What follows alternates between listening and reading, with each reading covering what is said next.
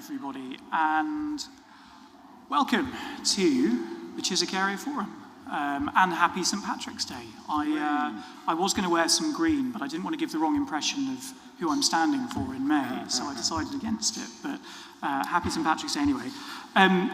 Welcome to the formal part of the meeting. I hope you had a chance to chat to some of our market stall holders. As it is now 7:30, I think we have just about everyone here, so we will begin. For tonight's proceedings, I, as chair, will be running the meeting and inviting people to speak. We will hear from local community group Abundance London. We will have an update from our police team, and then we will hand over to you in the audience for our open forum to ask questions of us as councillors. During that part, there are a lot of people here, and I haven't had notice of any questions, so I want to make sure that we're respectful, listening to people, and allowing everyone to ask their questions, hopefully as succinctly as possible. I think then we can move on to agenda item 1, which is apologies for absence, declaration of interest, and any other communications. I've had apologies for lateness from Councillor McGregor, and I think everyone else is here. Great. Any declarations of interest on anything on the agenda this evening? No? Lovely. I will quickly do agenda item 3 because I'm hoping it's going to be really, really quick. Minutes. I don't want to go through them line by line. Does anybody have anything they'd like to change or raise from the minutes? If not, can we agree the minutes formally? Agreed. Agreed. Lovely. Right. Before we move on to the substantive agenda, I wanted to just acknowledge that this will be the final council meeting of 2 of our longest standing councillors, not just in Chiswick, but in the borough. Councillor Gerald McGregor, who, true to form, is actually not here for this section, and Councillor John Todd.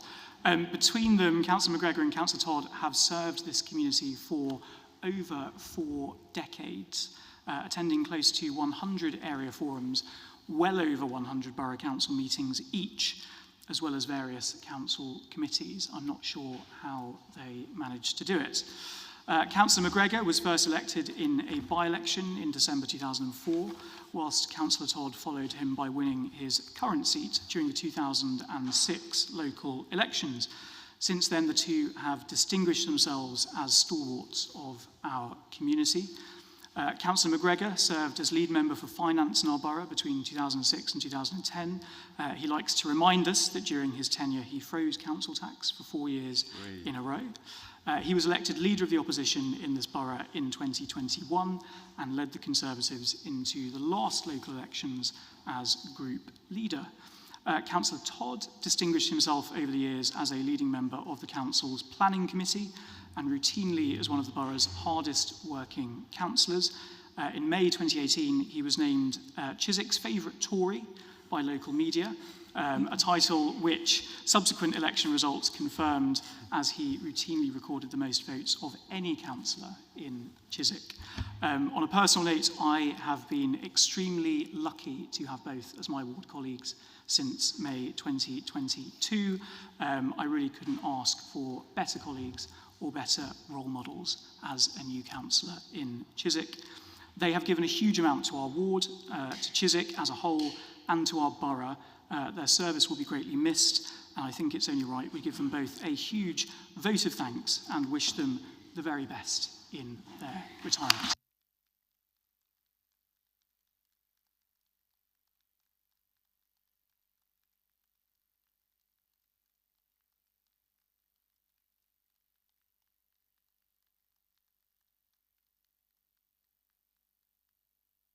And I wanted to just invite Anna, who I know knows both very well, to say a few words from resident.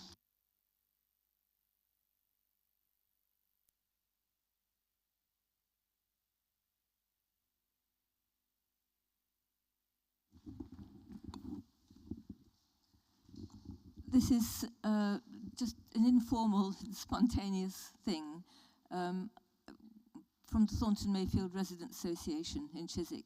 We've been privileged to have John Todd and Councillor McGregor with us, and it has been wonderful to work particularly with John, because he has been part of many of the things that we've had problems with. He's been so prompt in his responses and so helpful to us for many, many, many years, and we will miss him.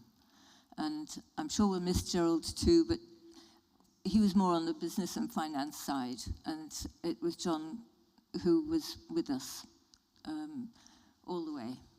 Thank you.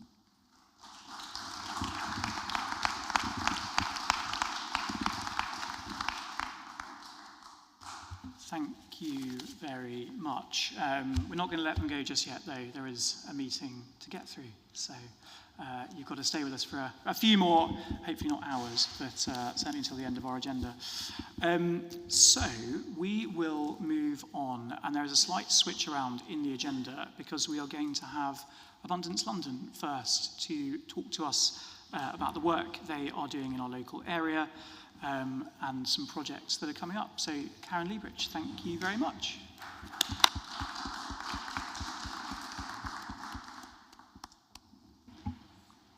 Does that work? Yeah. People hear me? Very exciting. How do I go to my thing? Yay! Abundance London. So some of you, I hope that some of you have seen Abundance London Gardens around Chiswick. We have little signs proclaiming what we do everywhere. So thank you. Can I call you Jack, or do I have to say Mr. Chairman for, inviting us to talk about us? I think I'm supposed to be the good news part, so I thought I'd start with some bad news and get that out of the way. These are some of the things we have to deal with, partly all around the world and partly in Hounslow, in Chiswick. We've got litter blowing everywhere. We've reintroduced glyphosate into our streets after 5 years without, which is a herbicide, meaning plant killer, and has some effects on human health. Wildlife hedges were ripped up on Duke's Meadows, but the good news is that this week the people who ripped them up have replanted them, which is very good news, but it would have been even better if they hadn't ripped them up. The council ecologist, who we finally got an ecologist after an absence of about 7 or 8 years, stopped, her contract finished in August, and she hasn't been replaced. Council departments seem to be in silos, so when you ask planning, so for instance with this hedge, when you ask planning, they refer you to somewhere else, to parks too, and they don't talk to each other as well as they should. There's raw sewage being pumped into the rivers Crane and Brent, also I think into the Thames. We've got the green belt under threat at the other, mostly this is at the other end of the borough. Places like Hatton Fields, they want to build more warehouses on, and we've got proposed runway 3, and that's even before we start talking about all the exciting things happening in the rest of the world. So that's the bad news. Now I'm going to do good news, you'll be pleased to know. So Abundance London started in the kitchen garden at Chiswick House. I and several other people ran a campaign to keep the kitchen garden as a kitchen garden rather than as a retail outlet with associated corporate car parking. And we won, and if you go to Chiswick House, you'll see a beautiful kitchen garden. So we started from there. We then left it to the trust that now runs Chiswick House and Gardens, and a lot of you are trustees there. And we wondered what to do with our time and effort and the knowledge that we'd gained. So we started in 2010, Sarah Cruz and I started a picking project, so it was glut harvesting. So we started harvesting surplus fruit that people had on their trees. So if you have a big Bramley in your garden, you get about 90 kilos of apples all in the same week or two, and there's only so much apple crumble and puree you can eat. And so we started bringing the schools to pick and learn about food with all sorts of advantages. We then started planting fruit trees in schools. And then we realized that they needed more pollen for, more flowers for nectar and so on. And so it grew. So what does Abundance do now?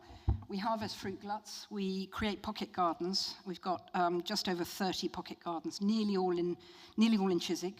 We've got our first one should be starting in Hammersmith, and we just started our first one on Hounslow High Street, but all the rest of them are around Chiswick. Some of them are tiny, some of them are a bit bigger.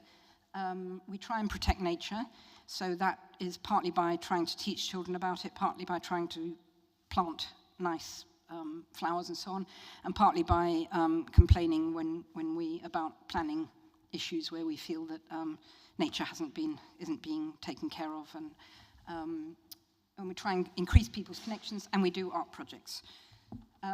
So this is an early example of one of our fruit picks. That's Belmont, and if any of you know the kids there, they're probably married and finished university by now, because it's quite a while ago.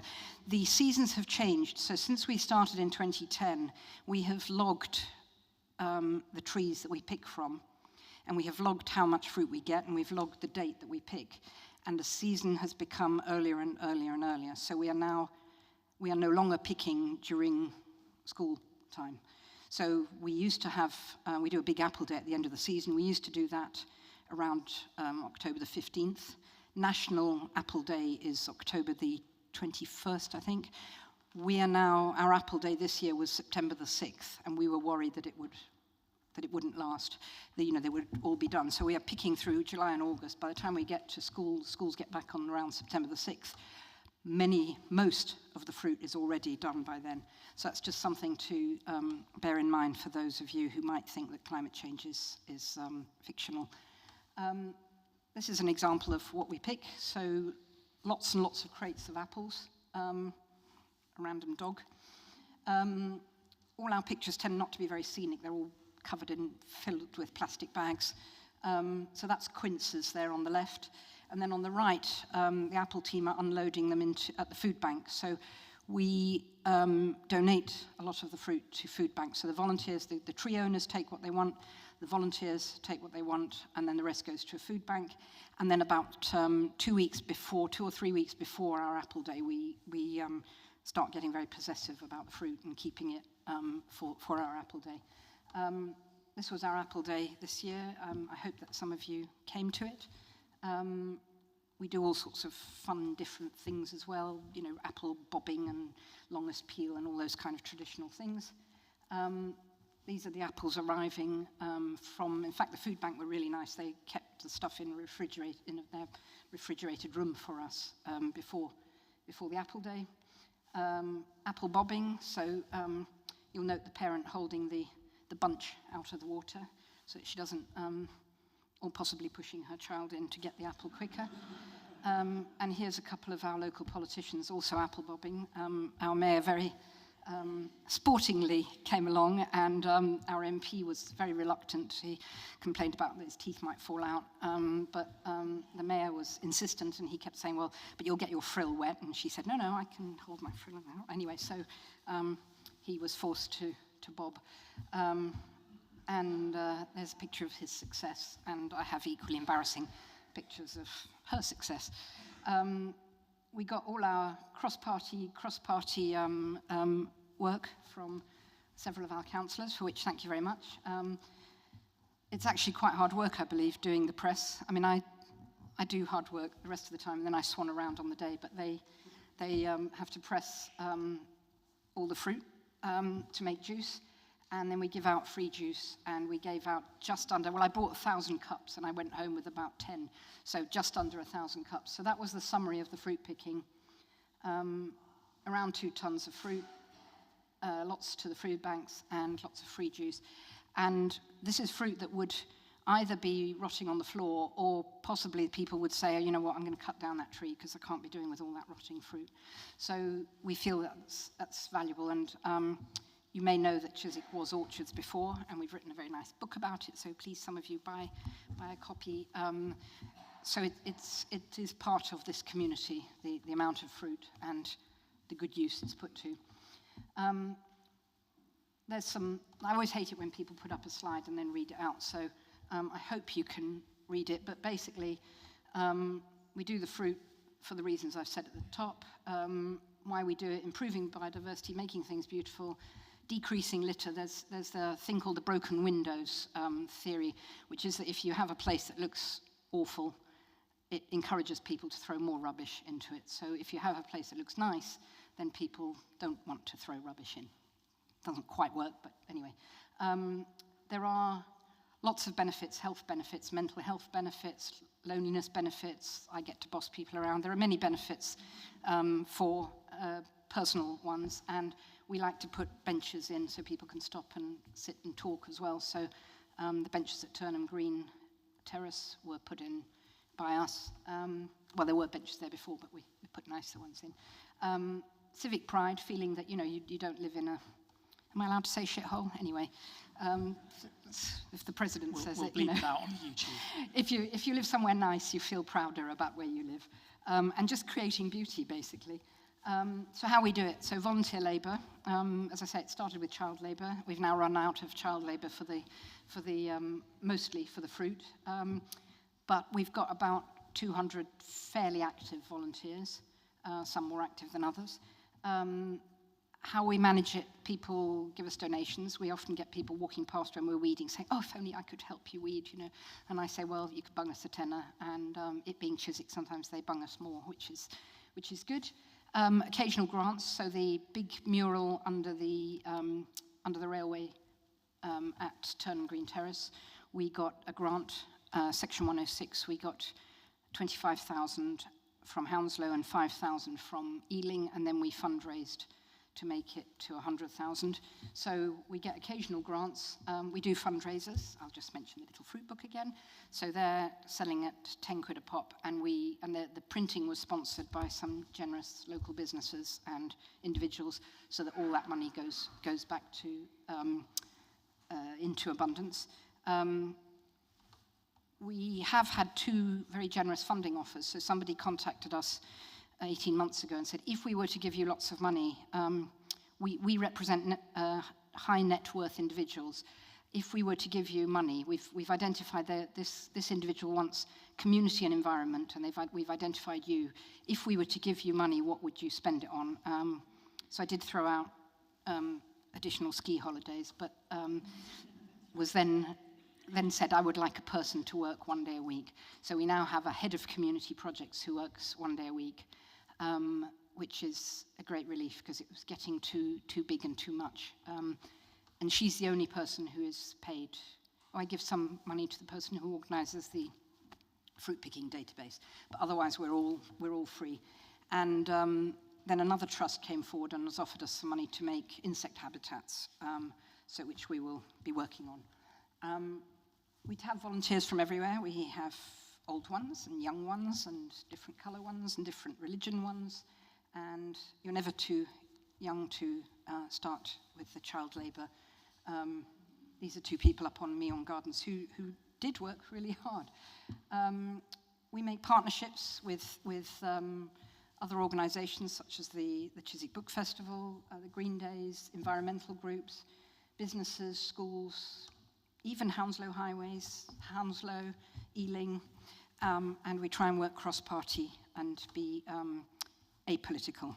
Doesn't always work, but we aim for that.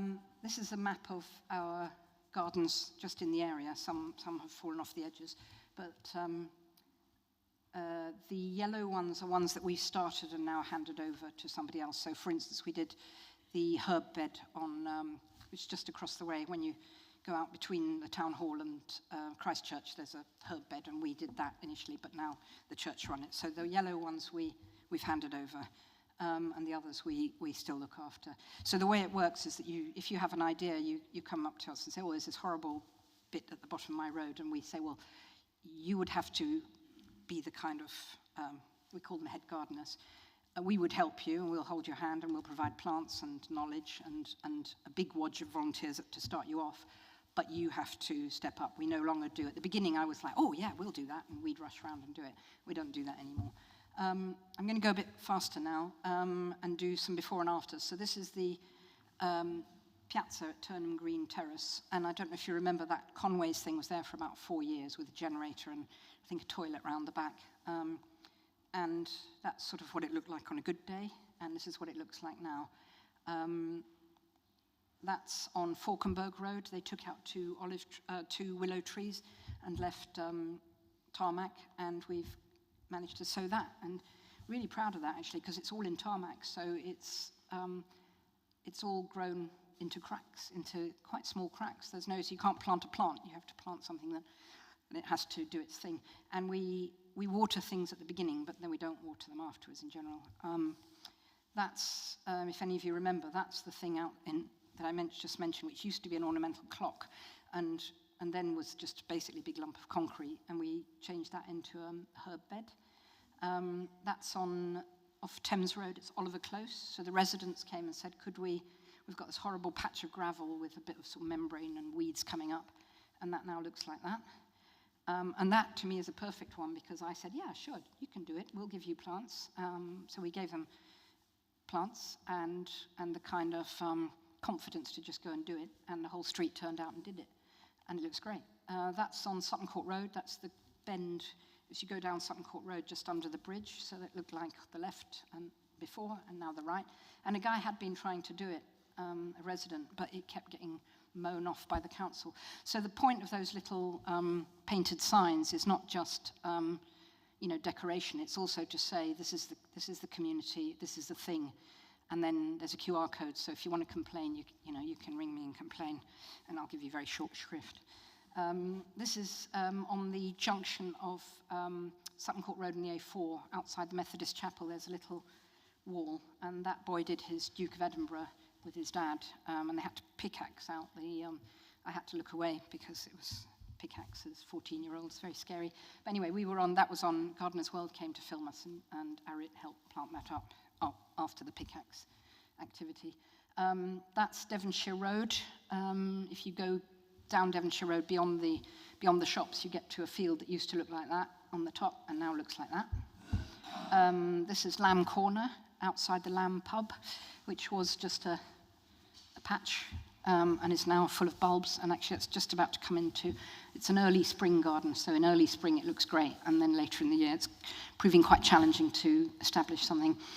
This is our biggest garden. This is Beaconsfield Gardens, which is along Acton Lane, just behind the petrol station off on South Parade, and we have a spring party there this Saturday between 11 and 2 o'clock, and we've got Civil War soldiers coming, reenactors coming, and free cake and things, and just celebrating spring, because that is now, looks something like that, little path through it, and really is now a joy to walk through, whereas before it was described by the council as an unloved grass verge.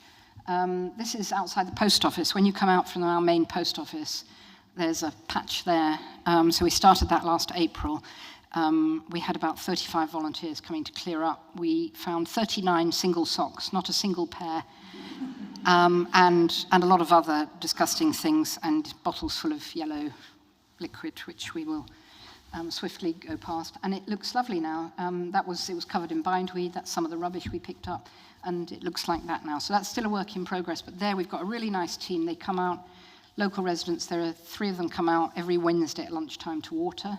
The funeral, what do you call a funeral thing? Funeral thing opposite gives us water. Yeah, gives us water, and so we have to keep it watered because it's under the trees to start. Then we do art projects. This, I don't know if any of you remember what Under the Bridge looked like. It was full of pigeon shit, fly posting, and also paid adverts. And we did that in 2018, which was a huge project. And up till then, Sarah and I had been doing Abundance, and that kind of broke both of us. And was much bigger project than we thought. But anyway, it's there, and it looks good. And we have a team. We have a mural washing monitor, and once a year she gets a team. They go out with squeegees and wash it. We commissioned Peter Blake to do a picture for it, and we then launched the W4th plinth, which is that big artwork, and we change that every 6 months, more or less. And local artists. So that's open submission, and then a jury narrows it down, and then the public, you guys vote for it. And we're working through, because we had nearly 500 applicants last time, so it seemed a pity to only choose one. So we chose 6, and we're working our way through them, and we will open submissions when we get to the end of those. Did I mention the little booklet that you can all buy? So we just produced a booklet which has got the history of all the fruit and so on, and it actually is the history of the area through fruit, and proves that Chiswick was actually really important. We introduced very important fruits that have transformed food in places like America and so on. So anyway, you need to buy that and read it. It's a very pretty book, looks nice, nicely designed by Starch Green. We did other artwork, so that we covered the police station with 3,000 butterflies, hand-painted butterflies and flowers. That's what they looked like. After that, I had to reevaluate that I'm never doing anything like that again, because 3,000 butterflies is has to be varnished and wires threaded through and then put up. So yeah. Upcoming dates, we've got the spring party this Saturday, you're all welcome. We've got an insect habitat project which we'll do on the 18th of April in Turnham Green Terrace. We're going to build some cob insect habitats with hopefully with a leading wildlife expert, and that should be very messy, so if you're coming, don't wear your best clothes. We've got a ginkgo art project with Chiswick Cinema. We're going to create a ginkgo tree on Ginkgo Corner, which is the new seating area that I was involved in when I was part of the flower market, which I'm not anymore, but we're going to make a ginkgo tree with all the school kids, and then it'll go to the cinema, where it'll become a cinema, and all sorts of film characters will inhabit the tree. And we should be doing a mural around on the hoarding that will go around the police station, if they ever get a response from the council about their hoarding and their planning application. And that, well, it's always next month, so it's next month. It's been next month for the last 2 years.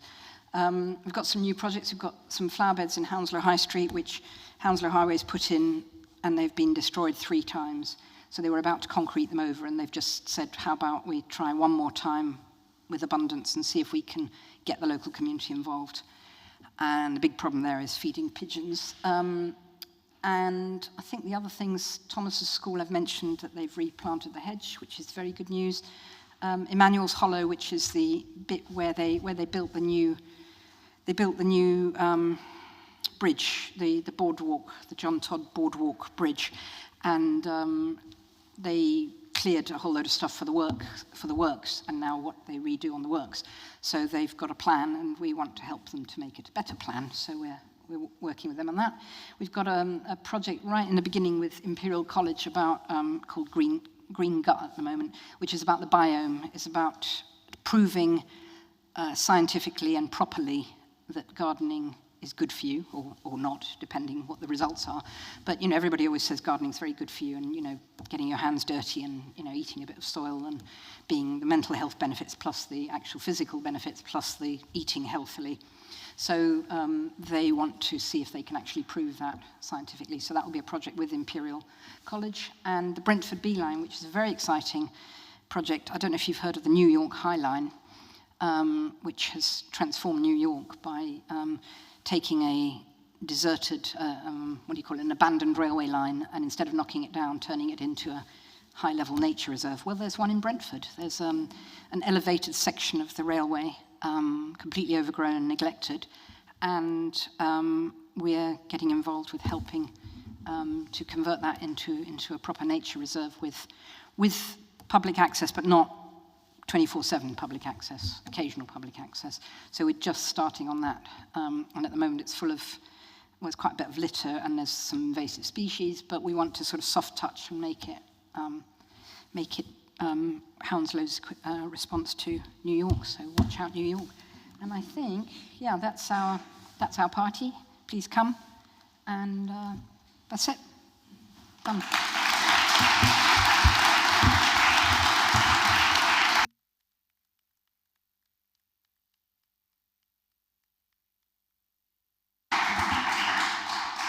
Karen, Karen, thank you. I should declare I do have a copy of that book. And also the Apple Press is very hard work, and we are made to work for our juice. Right. Questions from the floor first. Would anybody like to ask anything? Yes, at the front. Can we get a microphone first? No, that's all right, don't worry. I can see Emma running. Not quite running, okay. Front here, yeah. I was just interested in...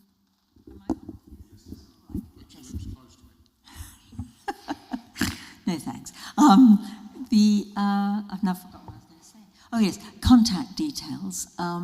If I was to put, say, Abundance London into Google, would all your details come up if you want to get in touch with people? I very much hope so. It better had.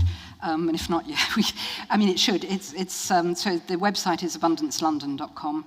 Right. And the Instagram and everything is Abundance London. And if you do info@abundancelondon.com, then it comes to me. Yes, I quite fancy a book as well. I don't know how much yes. they are. They're a tenner. Thank you. Thank you. Very nice question. Thank you. Anyone else? Yes.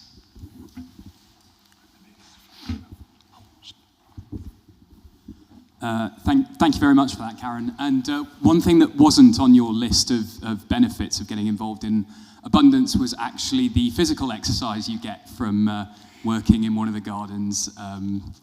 And I remember working pretty hard on one of the Devonshire Road gardens. You have lots of upcoming projects that look to be spreading out across London. I guess, do you have plans for kind of world domination for Abundance?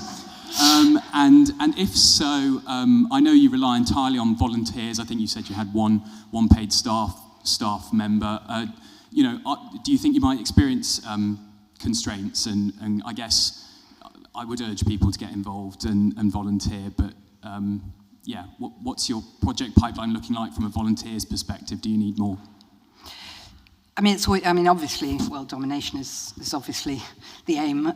We called it Abundance London because I thought it should be London-wide, but, really, it's been Abundance Chiswick. But it is spreading out, but it's working out how to scale it. It's always the problem with founders and their projects, how they scale it and how they release control. And it's been quite interesting having Jen working with me one day a week with very...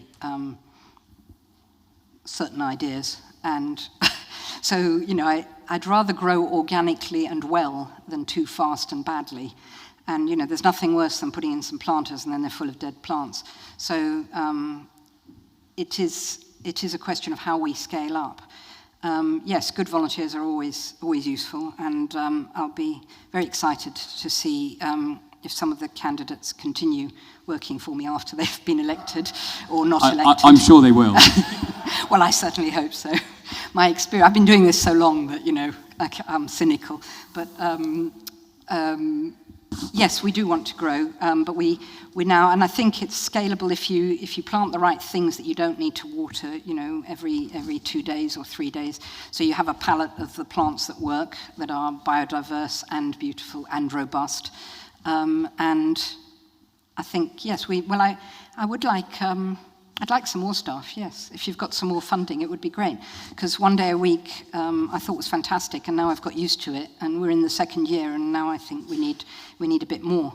So when I was doing the kitchen garden, the manager there said, well, where do you see this in 5 years? And I said, well, I see myself coming and sort of saying, well done, chaps, and, a bit of deadheading. And so that's where I'd like to be, but I'm not at the moment. But the kitchen garden is there.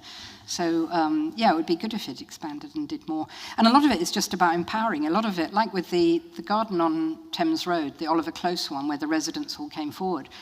And they said, how do we find permission? And the thing is, you can ask permission, and Omer is now going to experience this, because Hounslow's just launched this new project where you have a right to grow on any grotty bit of land. So I've said to Omer, okay, what about the bit between Bath Road and Prebend Gardens? And I haven't even told him the other bits that I've already got my eye on, but there's a really nice new bed on Burlington Road that looks really suspiciously empty. So, there are a lot of it is just saying to people, yeah, do it, just do it, you know. And what are the police going to do? Are the police still here? What are the police going to do? Arrest you for planting, you know, 5,000 daffodil bulbs? I don't think so. Or if they do, I think I'll take that. Don't listen, guys. In fact, when we were planting Turnham Green Terrace, when we were planting Turnham Green Terrace, we started early in the morning and we were still there as night was falling, and Sally and Cheryl took off their hats and said, "Oh my God, you're still here," and knelt down and did it with us. So, you know, that one we actually had permission to do, but some of them we don't. I won't tell the council officers. Yes, at the front. We'll get a microphone to you so that everyone can hear you say it. I'll start again. I just want to say thank you, because it's a delight to walk down some of the side roads and there's a little pocket of little houses round a tree or something to discover. And it's a delight, and thank you very much indeed, and to all your volunteers.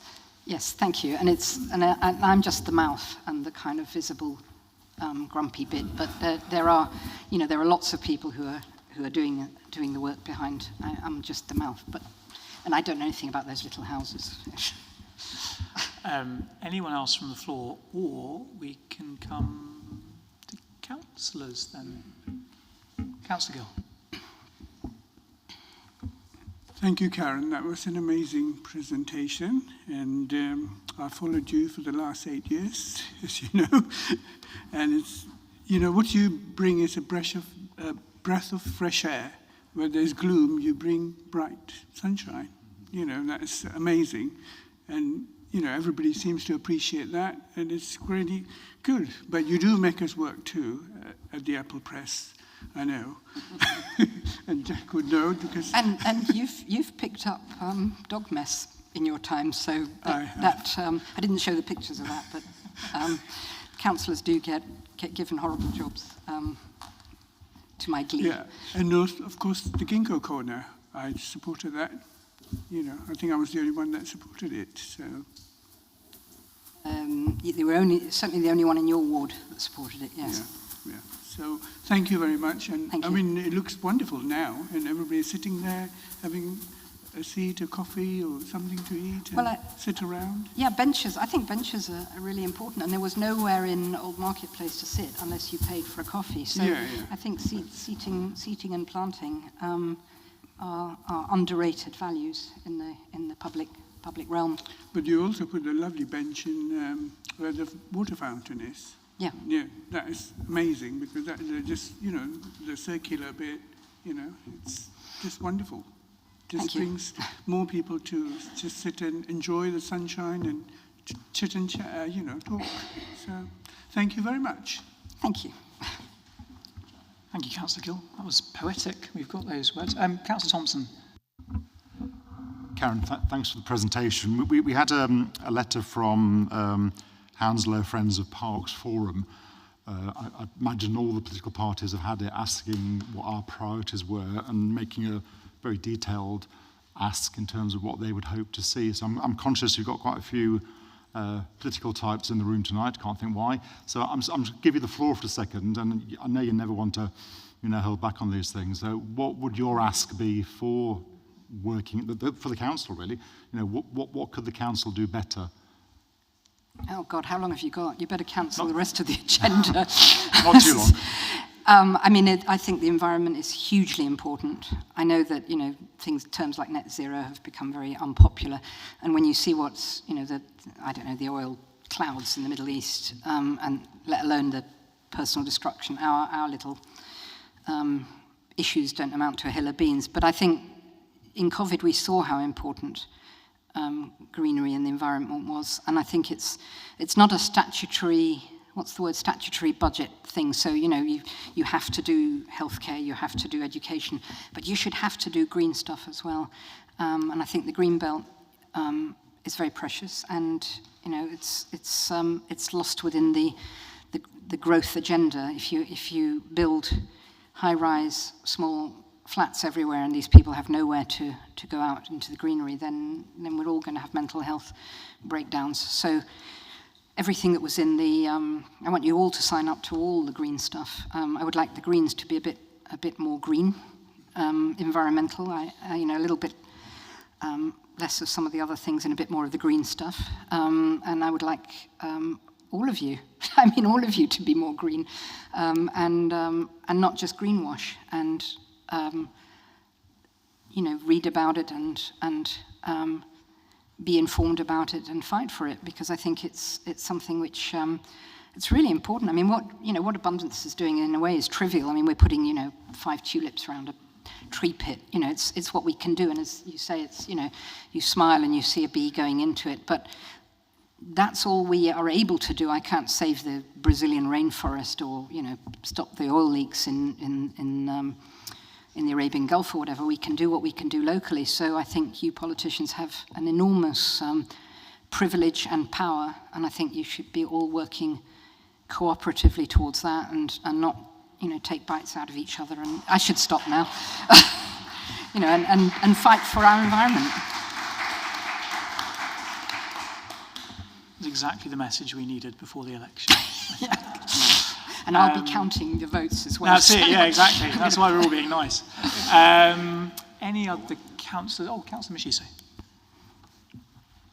Thank you, Karen. Thank you for presenting this. On the 22nd of February, I walked down at Chiswick High Road, and so many times we are walking to get somewhere or to do something. And for a brief couple of hours, we were just standing there around the greens and around the areas behind the post office, just watching, because the sun came out for the first time, and it was beautiful. And one of the things that stuck out was the Bugs house, and then across the road, the Abundance little garden you showed here.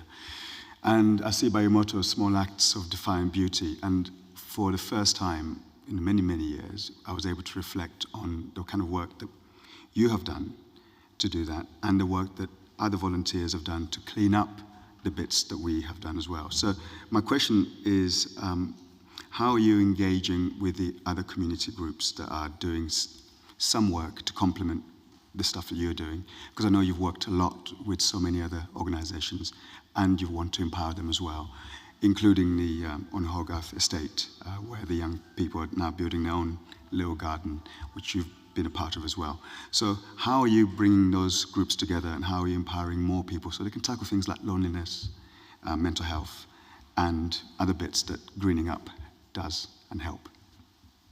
So Jen, as the head of community projects, has made it her mission to reach out to a lot of the community groups, places like the Bridge Link, various other Feltham Parks and so on. So that's her job, her mission is to help the groups. So if groups come to us and ask for help in doing, for instance, that project at the Hogarth estate, we're available to help. She only has, as I say, only 1 day a week, so there's a limited amount of time. And some of the groups, you could spend 6 hours just having meetings to discuss it.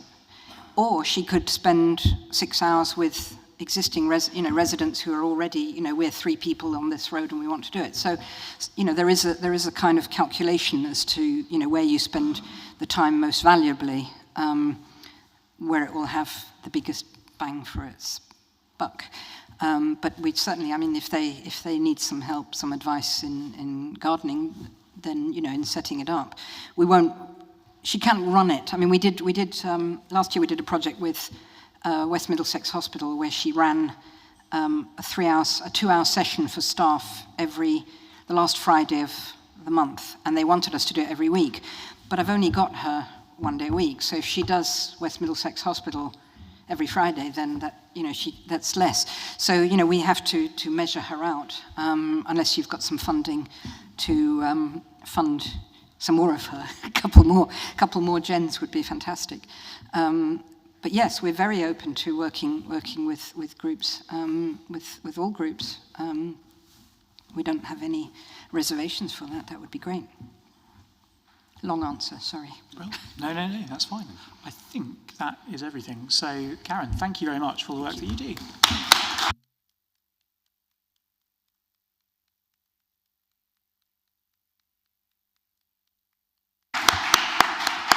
Right, we will move on to the next agenda item, and I'll invite Sergeant O'Donnell and the police team to come up for an update.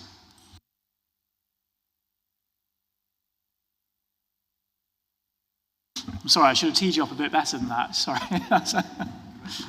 Yeah, the fireworks are for after you've given the update.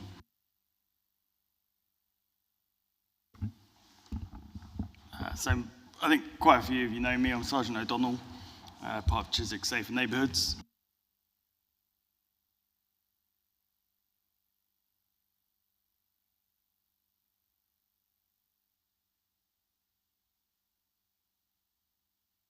Oh, it's gone off. Can you hear me now?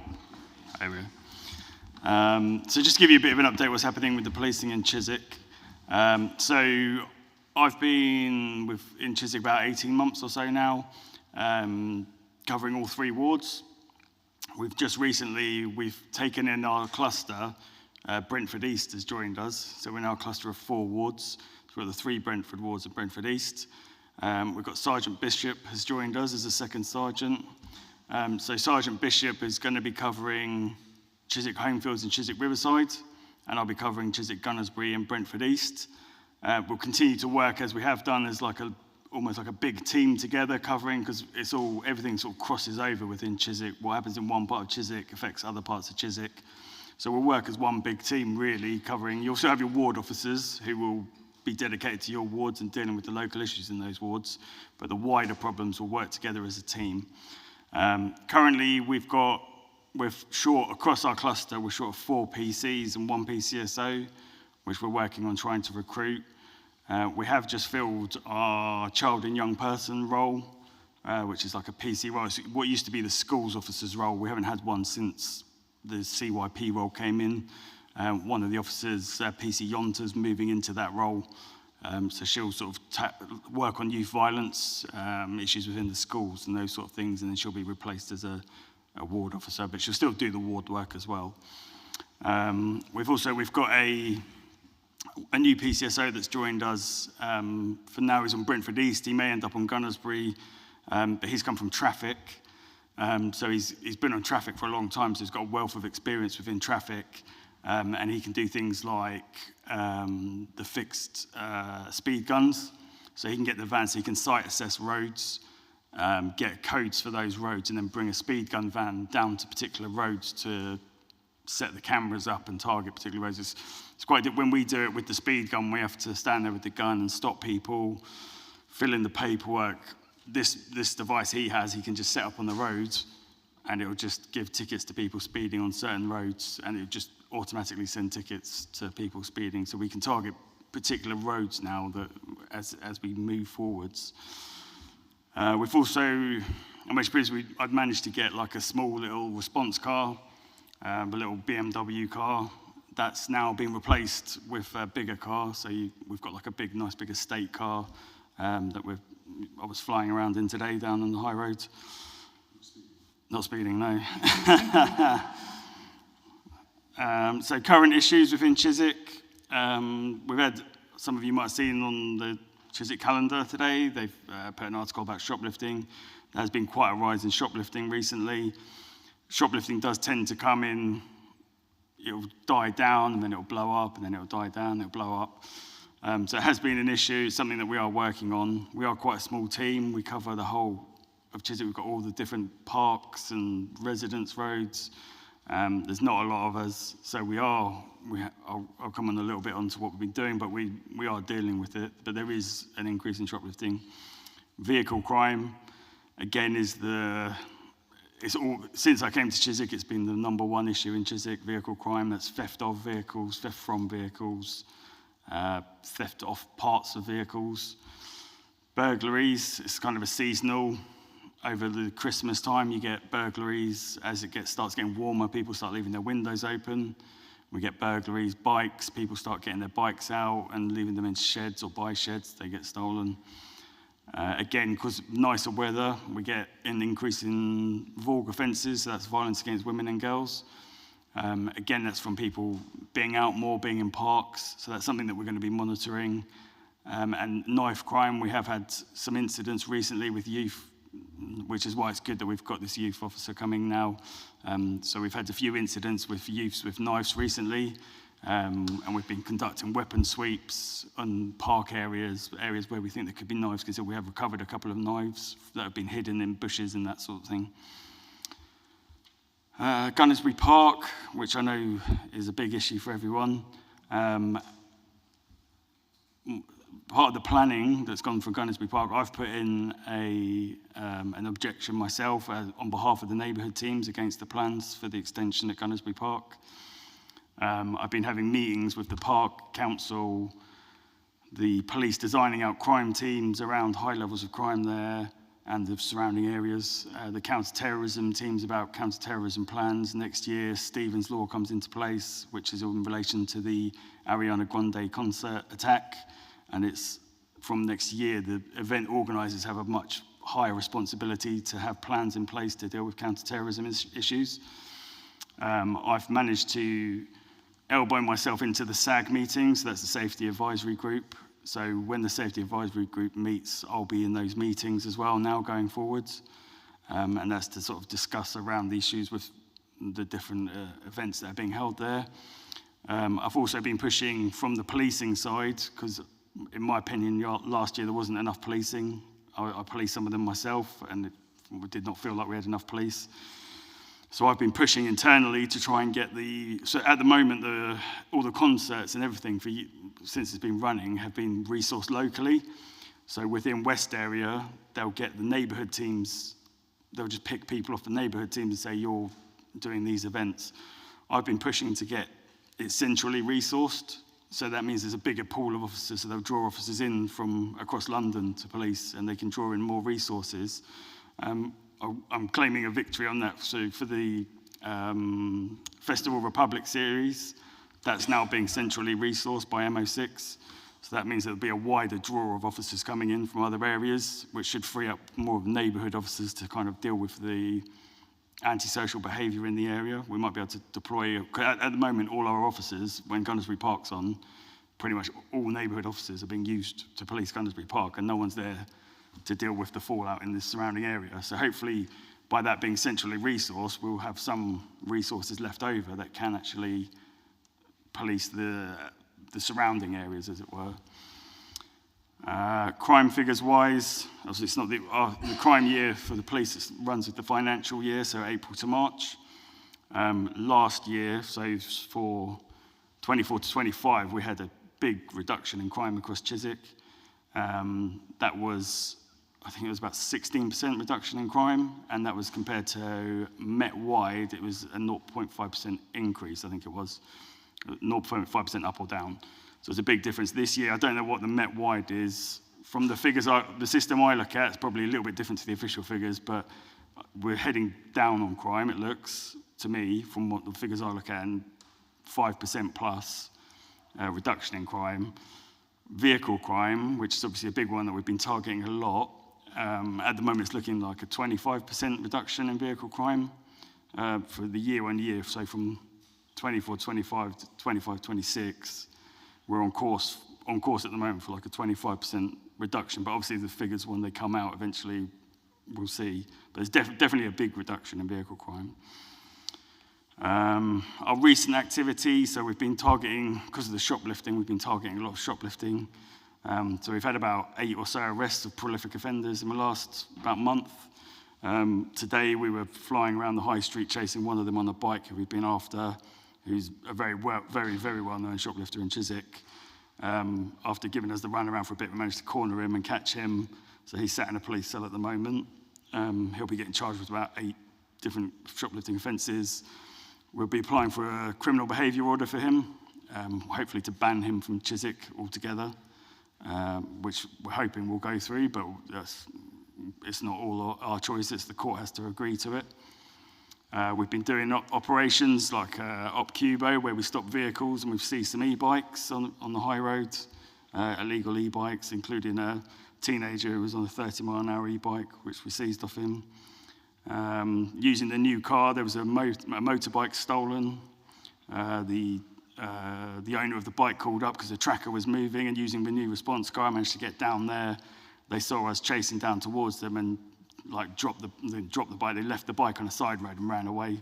So we managed to recover this expensive bike for the owner. We've had a few CBOs, breaches that we've had good sentences for. So some well-known people like Michael Rich, we managed to get him about 3 months in custody for breaching his CBO. He's very well known in the area. A prolific shoplifter that we got a CBO on before she came back, shoplifted. We arrested her. She got 16 weeks in prison. And that's the good thing with the CBOs. The courts, shoplifting, they're quite lenient on. The CBOs are treated like the criminal behaviour orders. They're treated like a breach of a CBO, it's criminal behaviour order. So the courts kind of treat them almost like a contempt of court if they breach them, and they might get 1 or 2 slap on the wrists, and then they'll just start throwing them in prison for weeks and weeks at a time. We've had a few arrests for those, and we've got a lot of those. We're now trying to use them more. So rather than just arresting, putting them in custody, they come back out, do it again. We're trying to focus a little bit more on getting more CBOs. So we've got quite a few in the pipelines, which will hopefully tackle a lot of the shoplifting that's going on. That's pretty much it for me at the moment. Happy to take any questions. Brilliant. Sergeant O'Donnell, thank you very much. Questions from the floor, if there are any. Yes, chap there's hand shot up. Hello, thank you very much for all the hard work that you and your colleagues do for us all in Chiswick. Can I ask in the September update that you bring some statistics? I do have concern that sometimes when we use very broad terms regarding violent offences and crime, when we're not using statistics, it can cause quite severe concern and alarm. I'm very aware that within the borough we have quite low crime rates, but can I ask in the September update we have some more generalised terms of statistics for some of these crimes, just so we're all aware of how proportionate they are, please. Thank you. Yeah, something we can look at, yeah. Stephen. Oh, we'll get a microphone to you. It's going to come all the way around, sorry.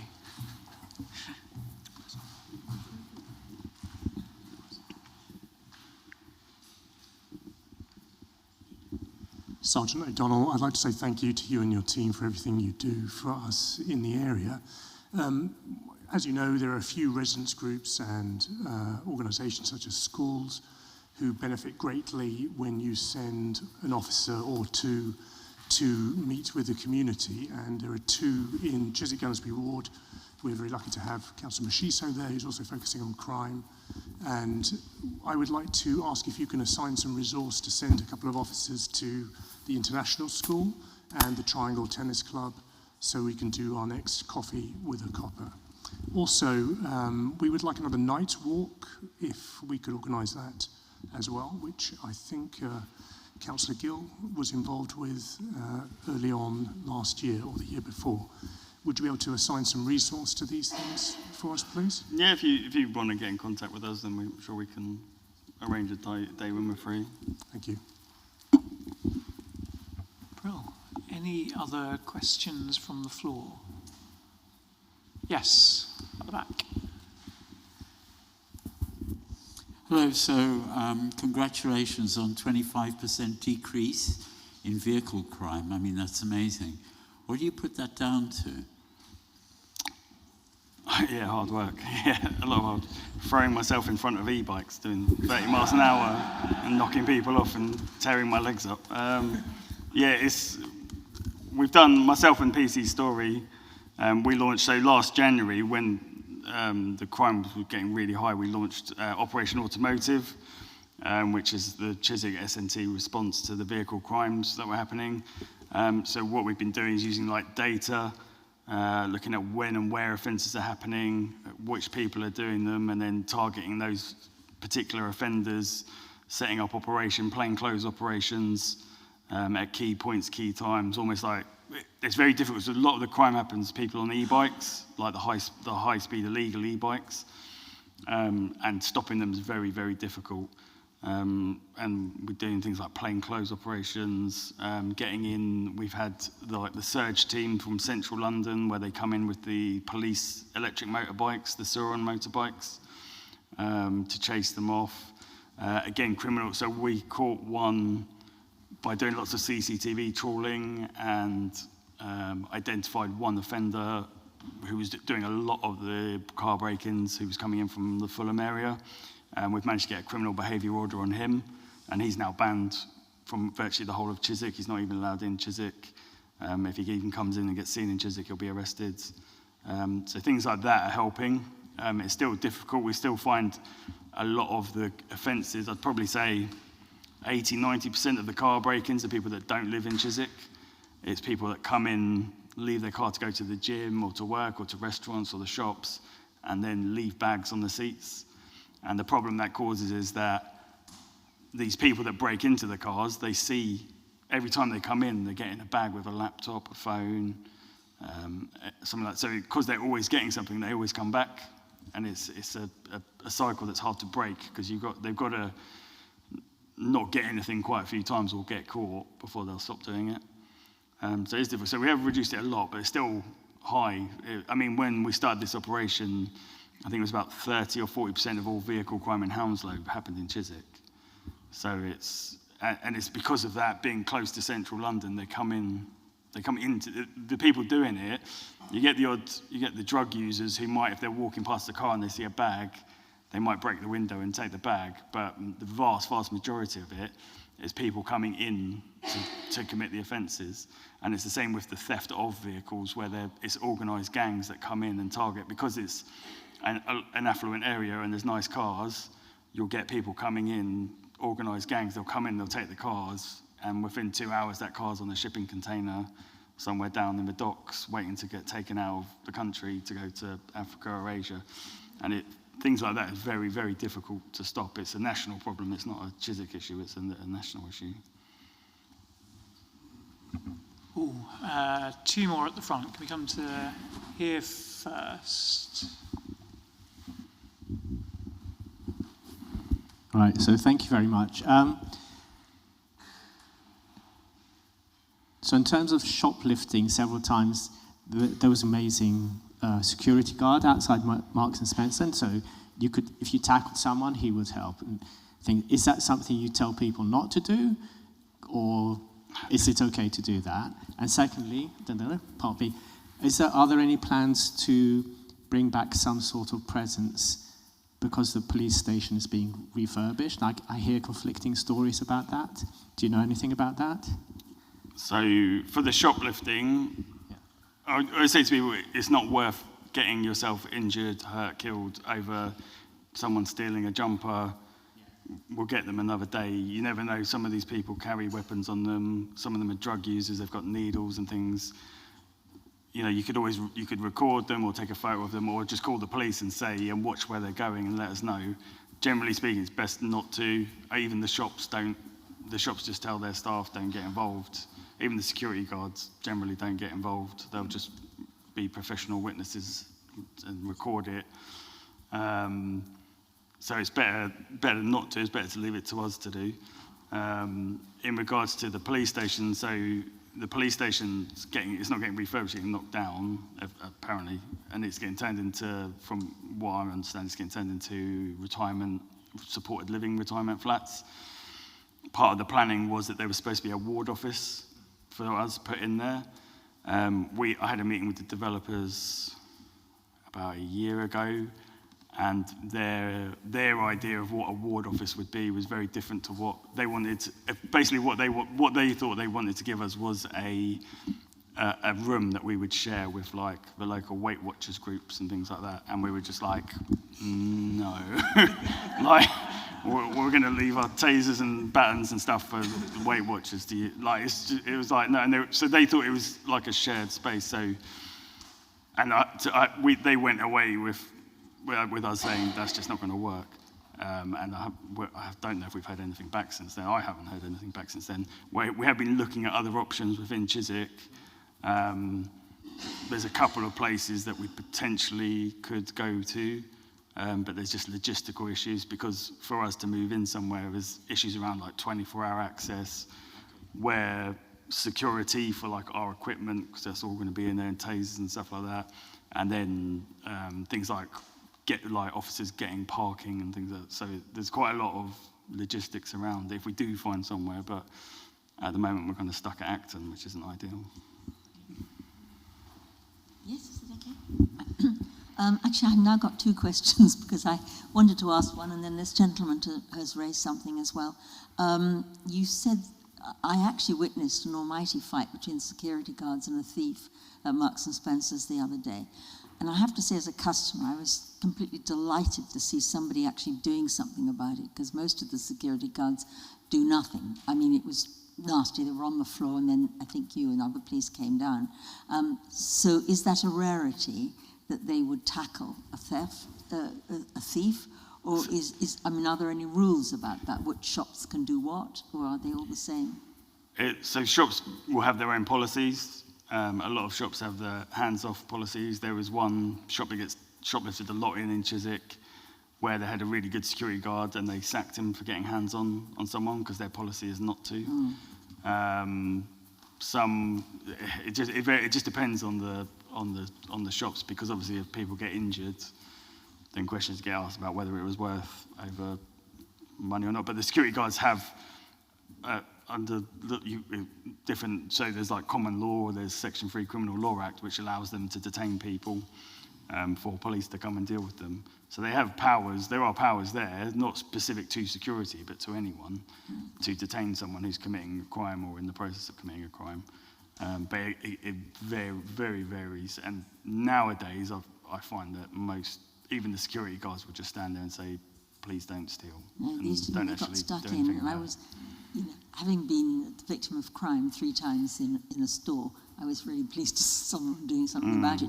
What I had wanted originally to ask was the drug situation in Chiswick. I'm always interested to know how that is, and it was the one thing that you didn't actually mention in your presentation. Drugs, I mean, the shoplifting's intrinsically linked to drugs, and you'll get drug use. People who are shoplifting, the vast majority of them are shoplifting to buy drugs. There hasn't been a big increase that we've seen in drug dealing. There's always drug dealing going on wherever there's, especially anywhere near where there's shops, you'll get drug dealers because they know there'll be drug addicts near there. So we do sort of plainclothes operations and things like that, and we do warrants on addresses, closure orders on addresses. So we do. It is something we target, but it can be a lot harder to target though. It's one that can be more difficult to target because it's all happening in back streets out of sight. Yeah, and it'll be like in alleyways, and as soon as we get, and again, a lot of them now, the drug dealers are on the electric bikes, so as soon as you turn up, they're gone at 30, 40 miles an hour, and it's how do you stop them? So it's different. Again, it's another one that's difficult. And when you arrest one drug dealer, another one's steps straight into the vacancy almost. So that's why we try to go for like warrants on addresses, and you try and take out they're called like county lines, where you've got the different drug lines and they operate out of addresses. So we try and target the addresses and do it that way. But it's always an issue. It's not, I wouldn't say there's a massive noticeable issue more than there has been with it. We'll take one more in the front here.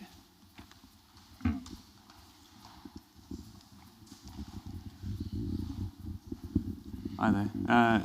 Councillor McGarrell here. First of all, thank you to you and your team for all your hard work. I have two questions, or 1 point and 1 question. So obviously, being a candidate now in Chiswick, Gunnersbury, been spending a lot more time on the high road, a bit more time than before. Speaking to businesses there, they're plagued with shoplifting, as you said. It's becoming a bit more of an issue than it was historically. And my colleagues and running mates, Ron Mashisho and Joanna Bidoff, were victims of water being thrown at them because they were trying to confront some shoplifters recently, as you might have seen. Is live facial recognition quite prevalent across the high road? I'm assuming it might be. Is there a fixture of CCTV camera and a network around the high road for that? And if there isn't, will there be in the future? And I guess my second point is, doing litter picking a few Sundays ago around here, some nice background music. There was a lot of drug waste that we collected in these bags, so I'd love to talk to you offline and tell you some hot spots for that as well. For the live facial recognition, at the moment, I think there is talk of them bringing in fixed cameras for live facial recognition. At the moment, there isn't any fixed. It's done, they have like a van that sets up with cameras on, and the office it's quite a big operation to set up. It's quite resource intensive. You have to have people there. They get given special phones that alert them to the people.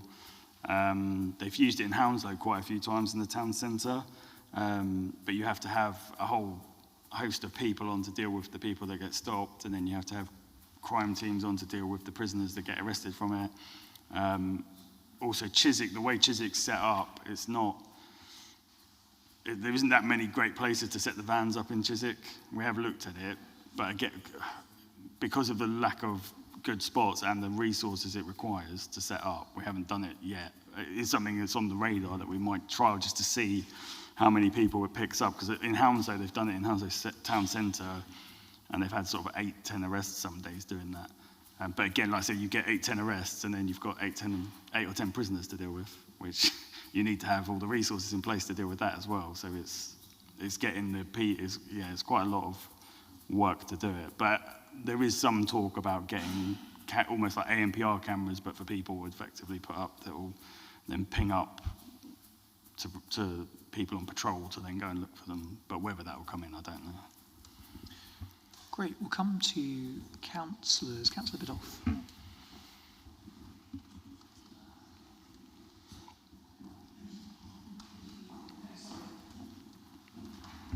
Thank you very much for everything you do, as others have said, and we have some conversations together as well, offline, as it were. Can I just pick up on one point that was made earlier? Before you came, Gareth, we organised a couple of meetings for traders specifically to meet the police, to talk about the shoplifting problem. And on the security point, the really interesting issue was that the chains employ security guards principally to protect their staff, not the goods. The goods are something that you lose. We pay for the price of that in what we pay for them later. But basically, they are protecting their staff. So they won't intervene. They won't tackle for the reasons, as Gareth has said. Some of them might have knives or needles or whatever it is. But it was a very interesting revelation that chains have that approach. Independents are much more brazen or much more proactive than that and will intervene. And some of them have a magical way of doing it. It's really amazing to watch, but not everybody has the confidence to do it. So just a small point about something that arose before you came. I think you've mentioned it briefly, but the trouble with shoplifting is that the whole chain is here, and I guess that happens everywhere. You've got the addict who steals for the fix, somebody who buys the stolen goods, who then goes off and sells them somewhere else. And that whole chain needs to be tackled. And I know we both know there's a significant case going on and has been for years. What can you do, or what do you need from the council to help you to solve that? Is there anything that the council and we can do to interrupt that chain or get that chain moved? There is that case. There's ongoing stuff in the background with the council around moving that particular person, but it's quite a complex case. It's not really, there's no quick fix to it, I should say. I suppose I'm asking whether you think you've got a loud enough voice in that process. I don't feel I have a voice in that process. I think there's too loud a voice protecting the perpetrator. Yeah.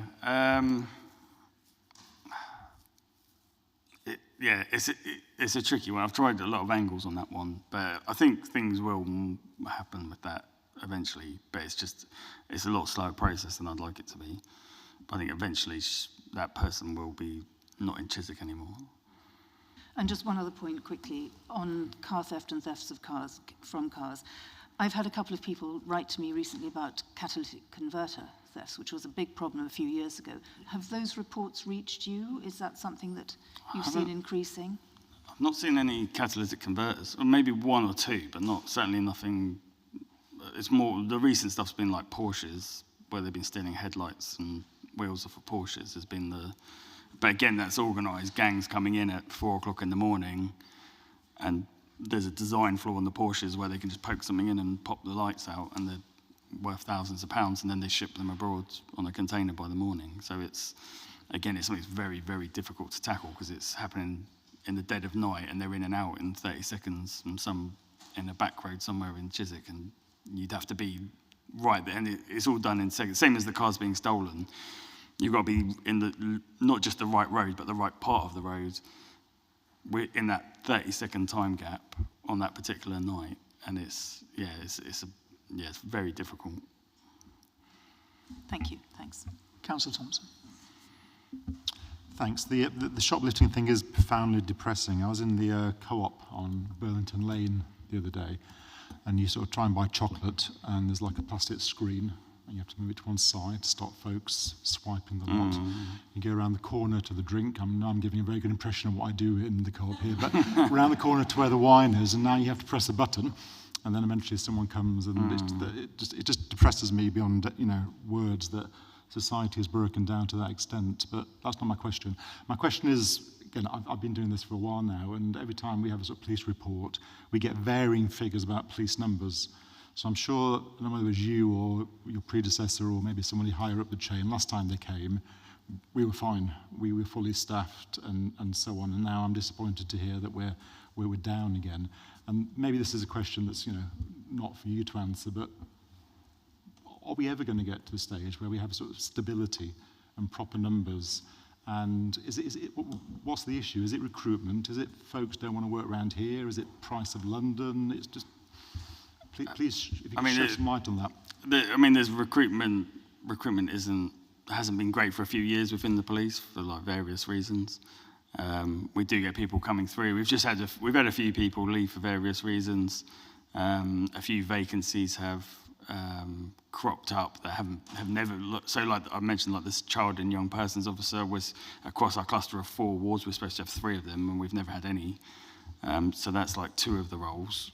We've got a couple of the ward officer roles that are empty. One of the PCSOs has just left to become a PC, so that's at least a good reason he's left, because he started this week training to be a full officer.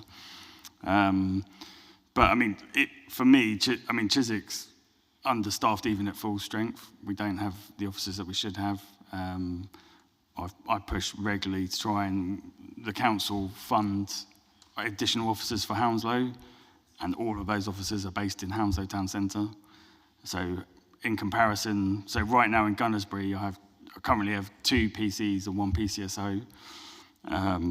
Like even Cheryl, who everyone knows isn't actually Gunnersbury, she's actually technically Homefields, but she's flexed across to cover. She's a job share because she's part-time with Sally, who works in Homefields. Meanwhile, in Hounslow Town Centre, they have the ward team, so the same 2 PCs, 1 PCSO, and they also have 3 town centre teams, where each one has its own sergeant, and about 8 PCs and 3 PCSOs each, and that's just for Hounslow Town Centre. And meanwhile, Chiswick and Feltham, which are both very busy areas, don't get any additional, and that's funded by the council. And I'm not going to say I know how the funding works. It's part funded. I don't know exactly how the funding works. And part of it, I don't know where the decisions lie in that, but for me, it's very frustrating that we've got all these issues with the shoplifters, with the vehicle crime, with Gunnersbury Park, and we're pulled. I've got 2 PCs to deal with all this paperwork. Every time we arrest someone, we've got all the paperwork to deal with. And we don't have that same resource. They do come over and help us at times when we request them, but for whatever reason, the focus is always on Hounslow Town Centre, which is the busiest area in Hounslow, it is, but it's very heavily policed compared to Chiswick and Feltham, which is frustrating and makes it difficult for us as a ward team when people say there's high levels of shoplifting, there's high levels of vehicle crime, there's drug use. If there's only 2 officers and 1 PCSO to deal with all of that on Gunnersbury, which is the 2nd busiest ward in Hounslow, really, when you take out Osterley Park because of the hospital. Gunnersbury's the next busiest ward in Hounslow, and it's got 2 PCs and 1 PCSO to cover the whole of not just the high road. Personally, I think Gunnersbury and Homefields, which is obviously on the high road, should have its own town centre team, and they would be flat out working. We've got the town centre and the rest of the whole ward, Gunnersbury Park, Turnham Green, all the parks, all the open spaces, all the residents, every issue, all the neighbour disputes, the dog cases that we deal with. So it's difficult, it's frustrating, but we work with what we've got, and unfortunately we can't do everything.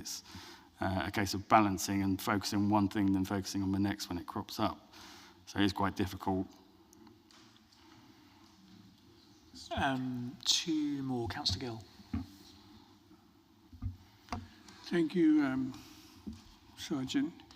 I just wanted to thank you for raising the issue about Gunnersbury Park and that you're recruiting, getting Central Reserve to actually have more officers there, because that's quite a common issue, because the residents are always complaining that the neighbourhood police aren't there because you're in the park. So hopefully this would really be really good. So presumably the next festival it should hopefully be functional. Hopefully.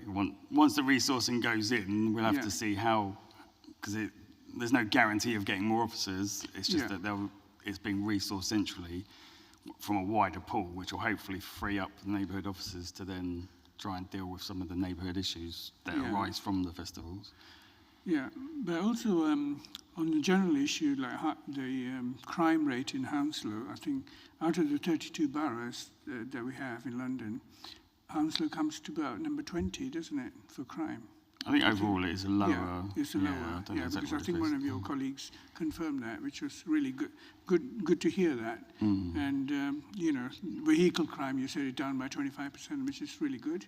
But recently, I think one of the residents got in touch with me because their alternator or whatever has been stolen again. So I did send it to one of your colleagues to deal with it. So I don't know whether he has not come back to me, but I'll chase it up.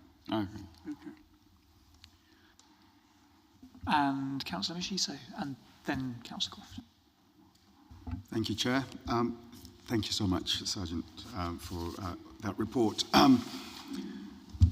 The most reassuring thing I think I can take from your operation since you've been involved and since you've been leading Chiswick is that you do a lot of work behind the scenes that a lot of the public don't get to see. For example, the recent reports of shoplifting. I know you've been fully informed and aware and helping in the background. And I think maybe the public don't realize how patient you have to be in order to apprehend these criminals. But your work behind the scenes has been commendable, and I want to commend your whole team for that. In terms of how we respond as a public and as a community, is there more or anything that more we can do? I know you've already mentioned we could be good witnesses and record things as we have, some of us have done. But is there a way in which a community could be more helpful to you to get things done? And is there maybe an opportunity now for you to reassure them that these things do take time in order for you to investigate to the nth degree on some of these criminals? Yeah, so I mean, we've got the Met Engage system now, which I know a lot. We've got a really good sign-up rate within Chiswick. So Met Engage is, if anyone used to use the OWL, which was the old neighbourhood app, so it's like a communication device between the neighbourhood teams and the public.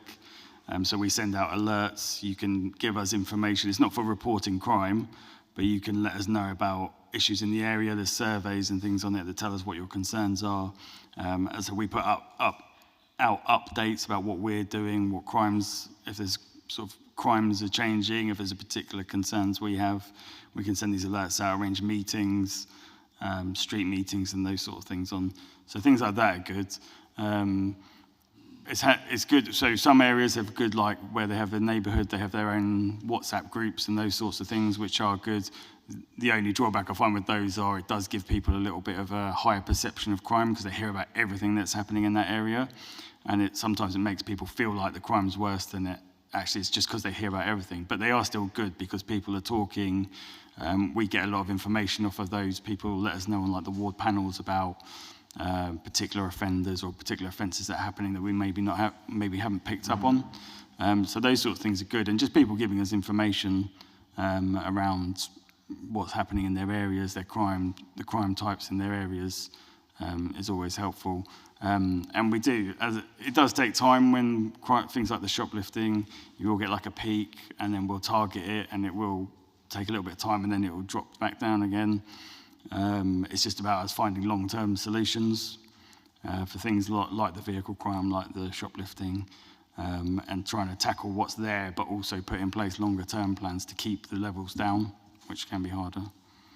Thank you. And just my follow-up, it's a two-part follow-up. Can you reassure us and residents and people watching and public here about the kind of apps that other big shopkeepers, big shop owners are now using, something that you've shared with us earlier of the meeting? Because I think that's quite reassuring for people to know that that shops are actively doing things to report these things.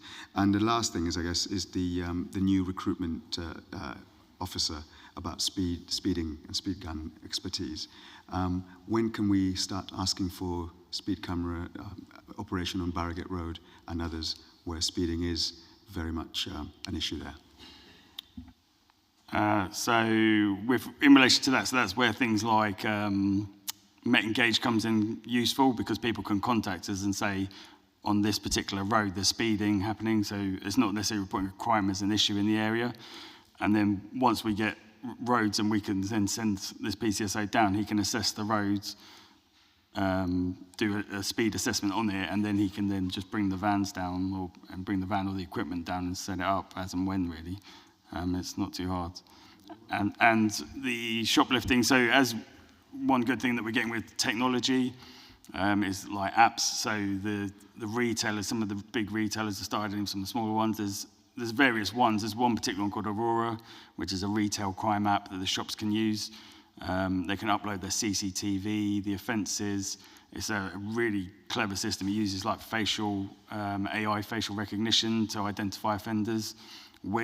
It's being trialled on boroughs now, and it's due to be rolled out. I've got access to it as part of the trial. I've already identified various shoplifters on it, including some high-value ones, and we can then just take the CCTV straight off of that system onto our system, get a statement off the shop, and then reopen the case, and it's good to go.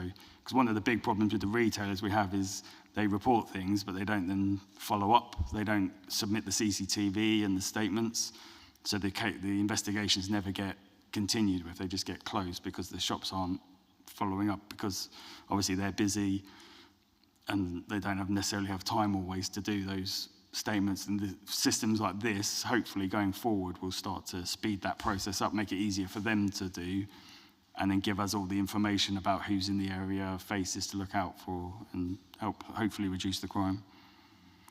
And Councillor Croft. Sorry, thank you very much. And again, I echo what my colleagues have said about we are very grateful for all the work that's going on in Chiswick. And a quick note on the Met Engage. I've had really positive feedbacks from residents and how they found it. I wanted to go back to the policing team, specifically the Hounslow Town Centre. My understanding is that's not funded by the council, nor is the decision for it to be there from the council. That's from the Met. So my question is, how do we as councillors try to encourage the Met to spread that resource further across the borough? I don't know, it's above my pay grade about where the funding for things. My understanding is that they are they certainly come under the term a funded team, and they're ring-fenced as a funded team. How that money comes in, when it comes direct from the council or it's allocated as part of it, I don't know how that works, but it would be good for the councillors to speak to the council to try and influence, because it goes, I've tried it myself. We've even asked for one of the town centre teams to cover Chiswick and Feltham, because really the busiest areas in Hounslow is the busiest, but Feltham and Chiswick are both really busy areas and don't benefit from all these additional officers. It could be a case of the councillors could speak to the council and say, well, you've got so many officers being put in this area, is there not a way we could speak to the between the senior council, senior police, about could those resources be flexed we do, like I said, they do come and help us with things, the same way we might go and help them with like their facial recognition ops because of the resources that it takes. But whether there is scope, again, like I said, it's kind of above my pay grade as to how these funding teams work and how they're allocated, but for us it's frustrating to see how many officers are in one place and not in another. can I suggest, because I think the answer is it isn't the council, but I think the leader of the council's in the room. So you might want to ask him for, I don't know if he wants to say anything, but yes, he might be able to give an answer. Can he? Thank you, Chair. Appreciate you taking me on. And just to assist Councillor Sergeant O'Donnell, called you a councillor there. Welcome to the team. Whilst I appreciate it's above your pay grade, it was the Met that told us in 2024 that they could no longer support what they called funded teams at the time. And so we weren't paying for a team in Hounslow Town Centre, as well as dedicated teams across the borough as well. And they no longer felt that they could police them and staff them because of the churn at the Met at the time. So we haven't actually been paying for anything for the last couple of years because the Met just won't take our money, in effect. So, you know, if Sergeant O'Donnell wishes, I'm happy to work with him if he wishes to talk to his superiors about the issues that he's kind of raised here, but they are matters for policing. In terms of what I understand that funded team now means is the Met making decisions based on crime data and, mainly crime data, which is why you get so many more officers in Hounslow Town Centre. But again, I'm very happy, as leader of the council, to work with Sergeant O'Donnell in the Met and make representations on behalf of colleagues here to the Met around that situation. But it is for Sergeant O'Donnell and his colleagues to make representations to his seniors because we aren't paying for anything. And I hope that helps, Chair. Okay, thank you very much. An effective forum engagement. Love to see it. I think then that is everything. So, Sergeant O'Donnell, thank you very much for all the work that you and your team do.